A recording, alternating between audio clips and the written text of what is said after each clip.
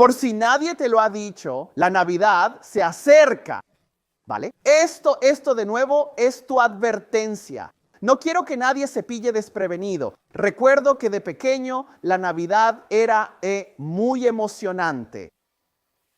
En Navidad, yo de niño siempre esperaba con ilusión, sorpresa, sorpresa, los regalos. Quería todos esos regalos. Me encantaba la emoción de abrir esos regalos la mañana de Navidad. Siempre me encantó recibirlos y creo que eso se ha trasladado a mi vida adulta como razón por la que me gusta darles cosas a mis hijos. Ya sean cumpleaños o Navidad, me gusta comprarles regalos. Me gusta darles cosas y me gusta recibir cosas. Fue interesante cuando me casé con alguien a quien no le gustaban tanto las cosas y prefería experiencias, hacer cosas juntos. Y eso creó tensión por un tiempo. Pero al envejecer he visto la sabiduría porque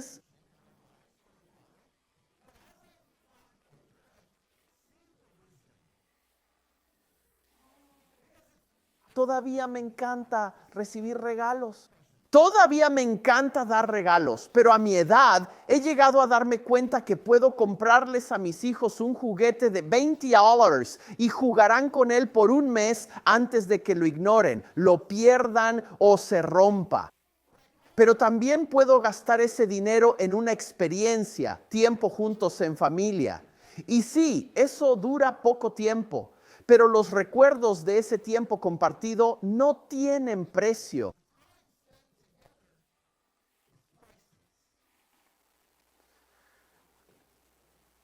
Y creo que he llegado a entender, como espero que muchos de ustedes, que el regalo más valioso que puedes dar a alguien es tu presencia, estar ahí, porque todos hemos sentido esa sensación.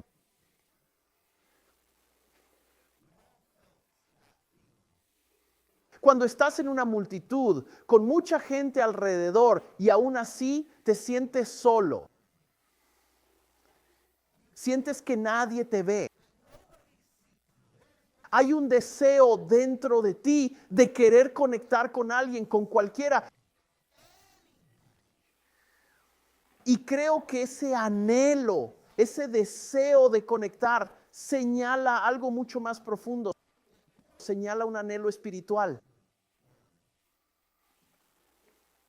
Porque por muy diferente que sea cada generación, tendrán distintas prioridades, costumbres y cosas así. Pero cada generación, joven o mayor, acaba haciéndose la misma pregunta.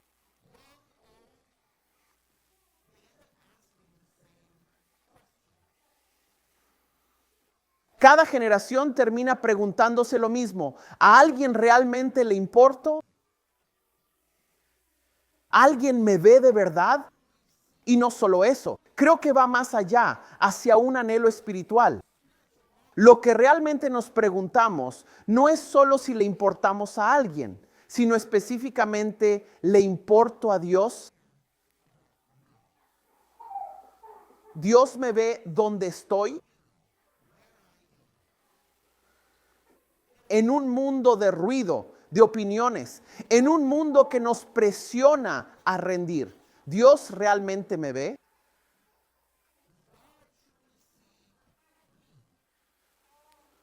¿O está distante? ¿Es inalcanzable? Un Dios que puso todo en marcha y luego se apartó sin tener nada que ver con nosotros. Todos queremos saber la respuesta a esta pregunta. Cada generación se lo pregunta. Se ha preguntado desde el principio de los tiempos. Moisés hizo esta pregunta. David hizo esta pregunta. Si lees a los profetas, constantemente se hacen esta pregunta. ¿Dios se preocupa por mí? Cada generación quiere saber la respuesta a esta pregunta. Y por eso el Evangelio de Juan es un regalo. Porque no solo nos dice lo que pasó, sino por qué importa.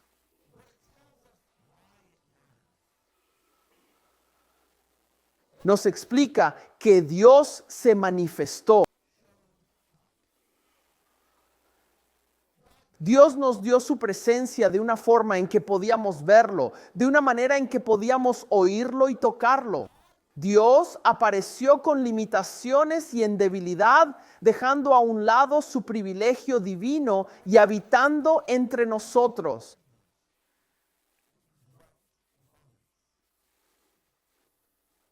El Evangelio de Juan nos revela quién es Dios y esto es lo que comenzamos a ver la semana pasada. La semana pasada empezamos a examinar el inicio de Juan 1, donde el primer versículo dice, en el principio era el verbo, y el verbo estaba con Dios, y el verbo era Dios. Y dijimos que esta idea del verbo es como el algoritmo divino, ese poder detrás de todo en el universo. No es solo un poder distante allá afuera, sino que ese verbo, ese poder se volvió personal. Ese verbo, ese poder se hizo carne. Y esto es lo que Juan nos dice. En el versículo 14 de Juan capítulo 1 dice, el verbo se hizo carne e hizo su morada entre nosotros. Hemos visto su gloria, gloria como la del Hijo único del Padre, llena de gracia y verdad. Juan testificó sobre él exclamando, este es aquel de quien dije, el que viene después de mí es mayor que yo, porque existía antes que yo. De su plenitud todos hemos recibido gracia sobre gracia. El título de esta serie de sermones es Él habitó entre nosotros. Y toma su título de Juan 1:14. En Juan 1:14 Juan nos dice que el verbo se hizo carne e hizo su morada entre nosotros. Me gusta esta traducción porque lo hace más real. Él hizo su hogar entre nosotros. Pero no tiene ese impacto que otras traducciones tienen. Solo que, no sé, la forma en que versiones como la NIV o la CSB dicen que Él habitó entre nosotros, suena más elegante. Pero da esa misma idea, aunque creo que ambas traducciones, por muy buenas que sean, les falta una parte muy importante de lo que Juan intenta transmitir aquí.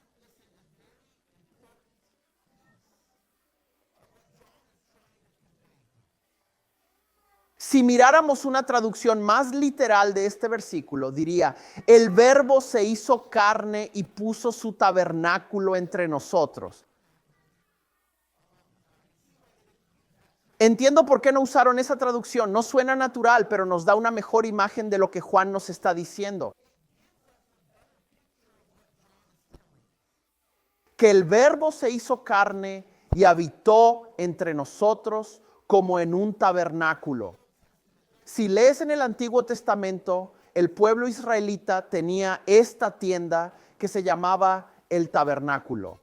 Cada vez que iban de un lugar a otro, desmontaban esta tienda, se la llevaban y la volvían a montar cuando paraban, pero incluso al entrar en la tierra prometida, seguían teniendo esta tienda. Pero no era una tienda cualquiera. Esta tienda era la morada de Dios. Era donde descansaba la presencia de Dios. Era donde Dios interactuaba con su pueblo. Era el punto de encuentro entre el cielo y la tierra, donde Dios bajaba hasta nosotros. Y eso es lo que Juan intenta transmitir aquí. Eso es lo que Juan nos quiere decir cuando afirma que el verbo se hizo carne y habitó entre nosotros, puso su tabernáculo entre nosotros. Él se convirtió en ese punto de encuentro. Jesús se convirtió en esa intersección entre el cielo y la tierra, donde se unen, donde se tocan. Jesús era ese tabernáculo.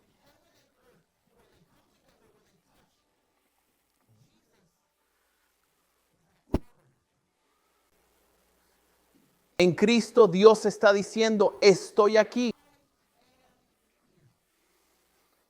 Estoy presente. Él responde a esta pregunta. A Dios le importa. Le importa a Dios lo suficiente para aparecer. Está Dios cerca de nosotros.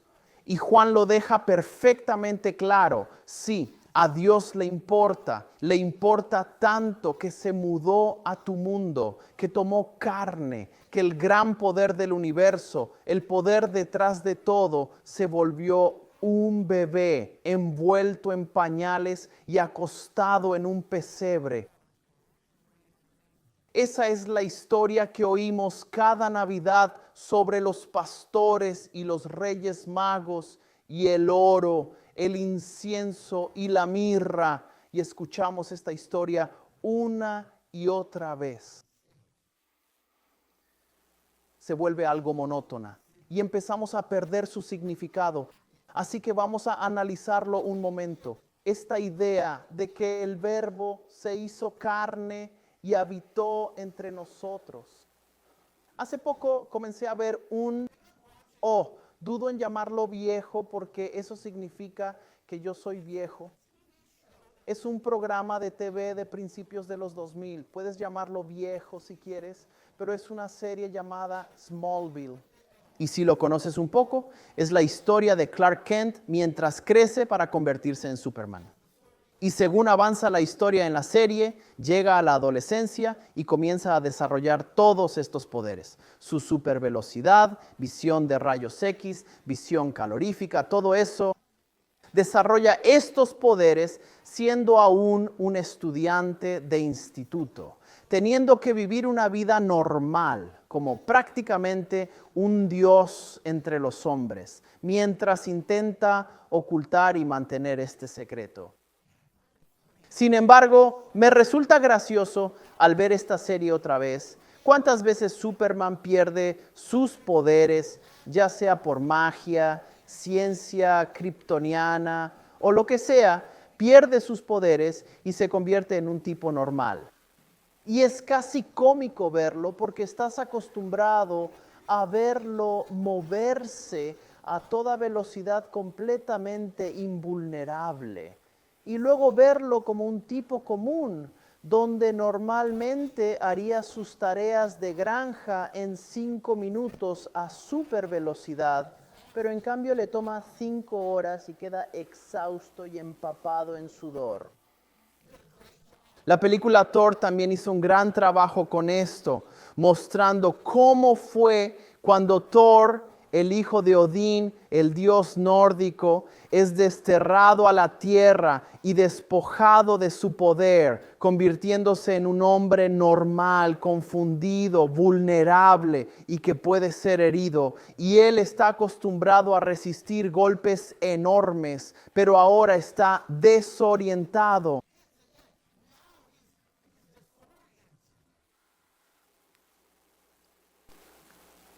Estas son solo versiones de cómic de una realidad espiritual más profunda. Porque sí, puede ser gracioso ver a Clark Kent sin sus superpoderes o a Thor intentando ser normal, pero estos personajes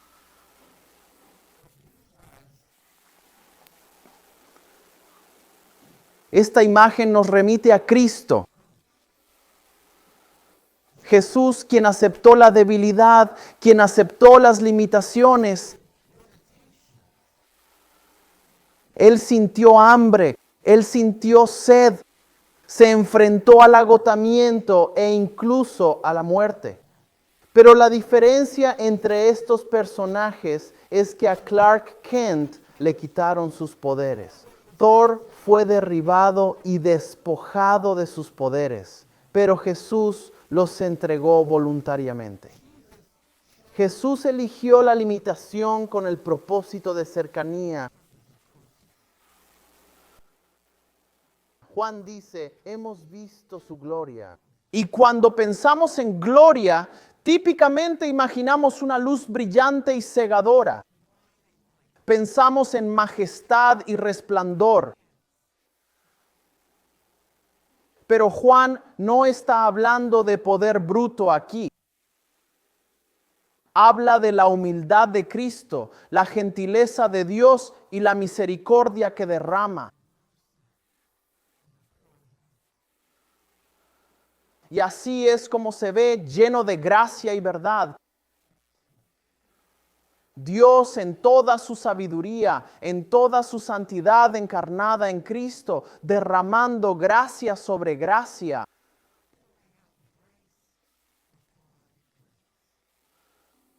Ola tras ola de su generosidad, su cuidado y su bondad amorosa.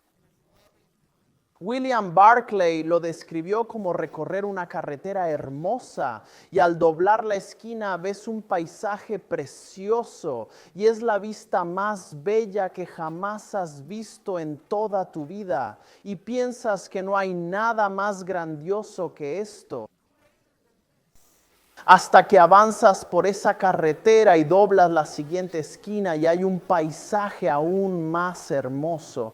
Y en cada esquina hay más belleza y más majestuosidad de la que jamás creíste posible. Una vista que te deja sin aliento. Así es caminar con Cristo. Cuanto más lo conoces, más gracia derrama sobre ti, más se despliega su gracia. Cuanto más lo buscas, más se te revela el corazón de Dios. Y cada giro, cada vista es más hermosa que la anterior. Y piensas que no puede ser mejor que esto. Y sin embargo, Él sigue derramando gracia sobre gracia sobre gracia. Y luego Juan reúne todo esto en el versículo 17, donde dice, así como la ley fue dada por Moisés, así la gracia y la verdad vinieron por Jesucristo. No solemos pensar así, pero la ley de Moisés fue un regalo para el pueblo. Esta ley reveló la voluntad de Dios para que la humanidad no estuviera sin rumbo, para que no anduviéramos adivinando, sino que nos dio dirección. Era una guía para nosotros. Pero no hizo que Dios estuviera disponible. Revelaba la voluntad de Dios. Nos señalaba hacia Dios, pero no podía acercarlo a nosotros. Y ese era el propósito de Jesús. Y por eso Juan termina esta sección diciendo, nadie ha visto jamás a Dios. Dios, el Hijo único, que está al lado del Padre, lo ha dado a conocer. Mira Jesús, en Navidad esto es lo que ha hecho.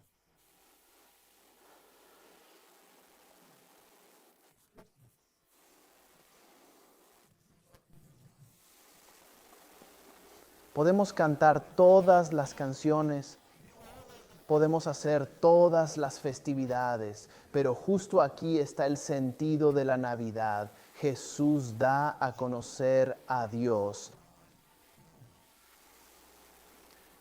Jesús hace a Dios accesible.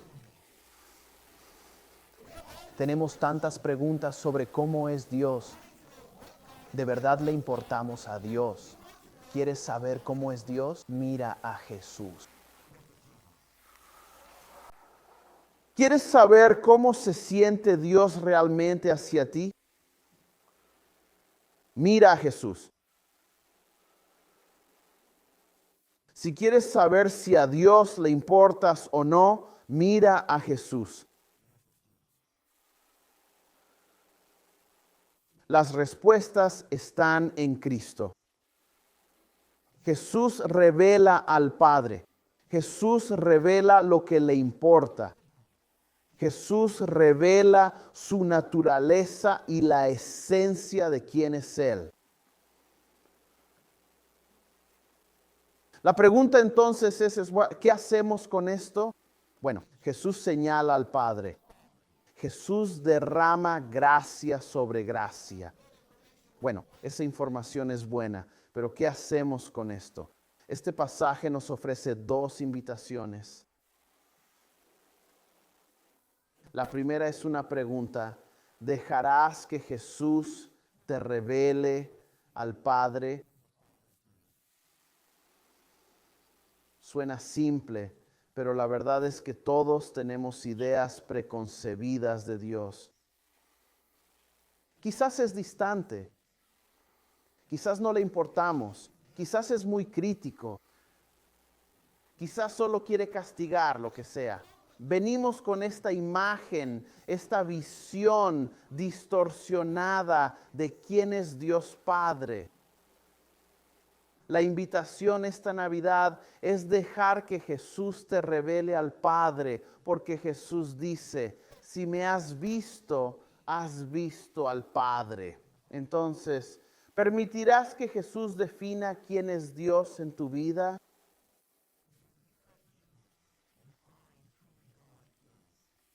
¿Renunciarás a cualquier imagen, cualquier carácter, cualquier enseñanza sobre cómo es Dios y mirarás a Jesús dejando que Él te revele al Padre?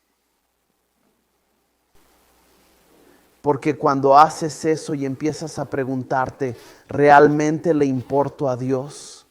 ¿Dios verdaderamente me ve donde estoy? Entonces Jesús te da la respuesta. Y la respuesta es sí, absolutamente sí. A Dios le importa tanto que se hizo presente. Eso nos lleva a la segunda invitación. ¿Recibirás su gracia?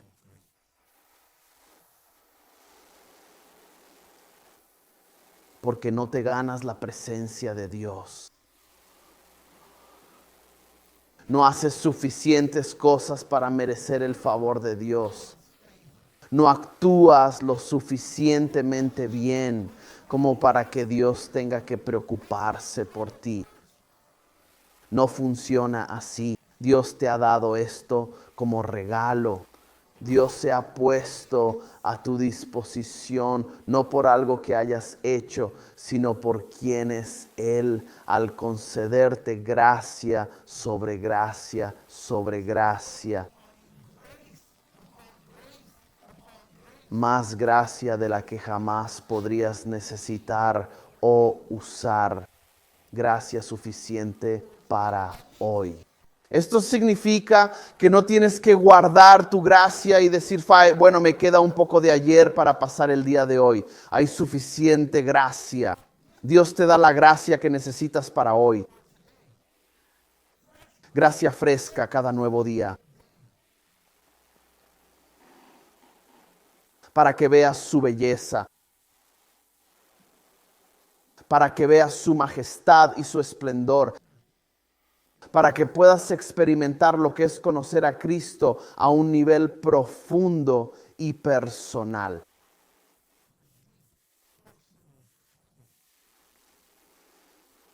Entonces, ¿cuál es tu siguiente paso? Para algunos de ustedes, ese siguiente paso es dejar de intentar ganárselo. Dejar de intentar ser lo suficientemente bueno. Nunca vas a ser lo suficientemente bueno, sino empezar a descansar, a aceptar la gracia que Él te ha dado. No como licencia para hacer cosas pecaminosas, sino para deleitarte en su belleza y recibir la paz que Él ofrece.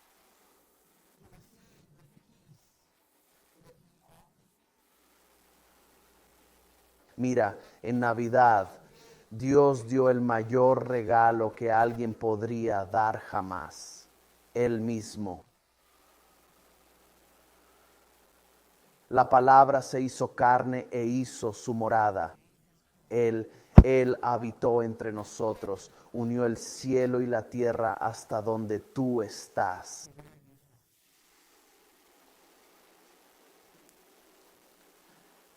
Por eso quiero que sepas en esta temporada navideña que no estás solo.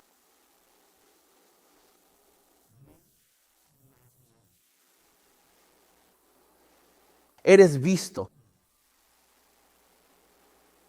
Eres conocido por el Dios vivo, la palabra que se hizo carne. Dios te amó tanto que se acercó a ti.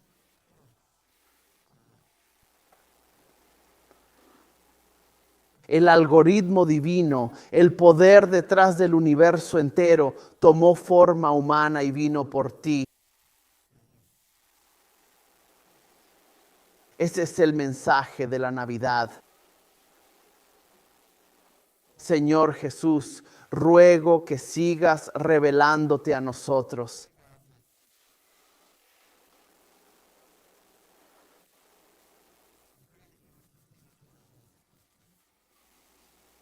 Sé que muchos tenemos una imagen distorsionada. Nos sentimos justificados con la imagen que hemos creado de ti y de Dios Padre. Y Dios, ruego que te permitamos definir quién eres, que no tomemos la visión distorsionada de amigos o personas descontentas, sino que vengamos a ti y te dejemos definir al Padre para nosotros. Y Dios, al abrirnos a quién eres, te pido que recibamos esa gracia que ofreces tan libremente, esa gracia sobre gracia que nos acerca más a ti.